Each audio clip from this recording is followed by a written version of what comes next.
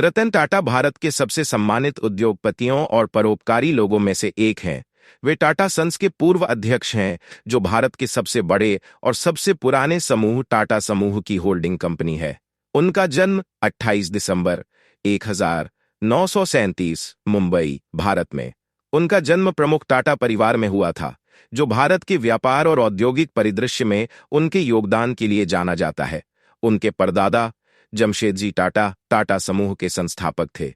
रतन टाटा ने 1962 में कॉर्नेल विश्वविद्यालय से वास्तुकला में डिग्री के साथ स्नातक की उपाधि प्राप्त की और बाद में 1975 में हार्वर्ड बिजनेस स्कूल में उन्नत प्रबंधन कार्यक्रम की। उन्होंने 1962 में टाटा स्टील में अपना करियर शुरू किया, जहां उन्होंने शॉप फ्लोर से शुरुआत की, एक साधारण शुरुआत जिसने उन्हें व्यवसाय के परिचालन पक्ष से परिचित कराया।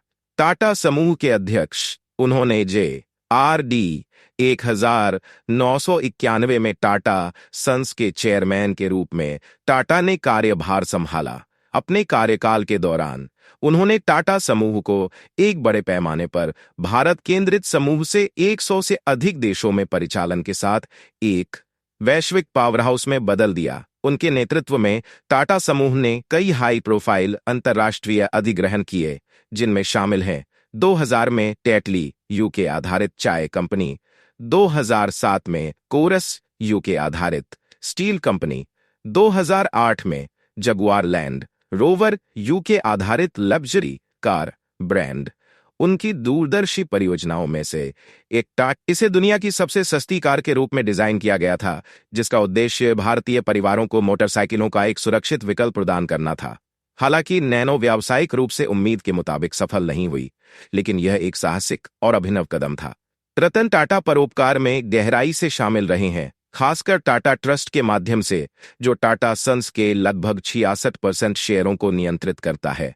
उनके परोपकारी प्रयास शिक्षा, स्वास्थ्य सेवा, ग्रामीण विकास और कला पर केंद्रित हैं। उन्होंने कॉर्नेल विश्वविद्यालय, हार्वर्ड बिजनेस स्कूल और कैम्ब्रिज विश्वविद्यालय जैसे संस्थानों को बड़े पैमाने पर दान दिया है और भारत की स्वास्थ्य सेवा में योगदान दिया है। सेवानिवृत्ति के बाद की भागीदारी रतन टाटा 2012 में टाटा सन्स के अध्यक्ष के रूप में सेवानिवृत्त हुए, लेकिन वे व्यापार जगत और परोपकार में सक्रिय रहे।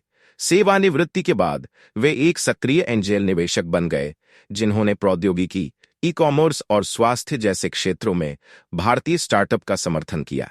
उन्हें भारत के 2 सर्वोच्च नागरिक सम्मान पद्म भूषण 2000 और पद्म विभूषण 2008 सहित कई पुरस्कार मिले हैं। उद्योग और समाज में उनके योगदान के लिए उन्हें विभिन्न अंतर्राष्ट्रीय संगठनों द्वारा भी सम्मानित किया गया है। रतन टाटा को उनकी विनम्रता, ईमानदारी और दूरदर्शिता के लिए व्यापक रूप से सराहा जाता है। अपनी अपार सफलता के बावजूद वे एक साधारण जीवन जीने, अपने निजी जीवन में कम प्रोफाइल बनाए रखने और मीडिया की सुर्खियों से दूर रहने के लिए जाने जाते हैं। दिग्गज उद्योगपति रतन टाटा का बुधवार देर रात मुंबई के एक अस्पताल में निधन हो गया। टाटा समूह के मानद चेयरमैन 86 वर्ष के थे। पिछले कुछ दिनों से श्री टाटा दक्षिण मुंबई के ब्रीच कैंडी अस्पताल में भर्ती थे। श्री टाटा को सोमवार 7 अक्टूबर 2024 को उम्र संबंधी समस्याओं और रक्तचाप को नियंत्रित करने के लिए अस्पताल में भर्ती कराया गया था।